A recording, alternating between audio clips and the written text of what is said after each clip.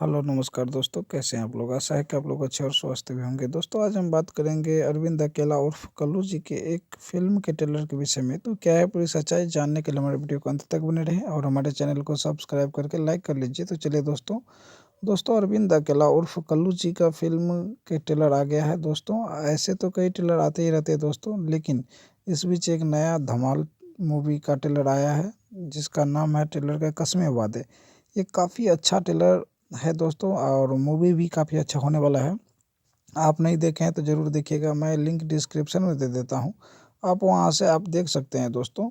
ये ज़बरदस्त ट्रेलर है और ज़बरदस्त मूवी होने वाला है अरविंद अकेला उर्फ कल्लू जी का। तो आज का ये छोटा सा वीडियो हम इसलिए बनाए ताकि आप देख सकें। मूवी काफ़ी अच्छा है दोस्तों और इसमें प्यार इमोशनल सीन भी है, काफ़ी अच्छा है मूवी।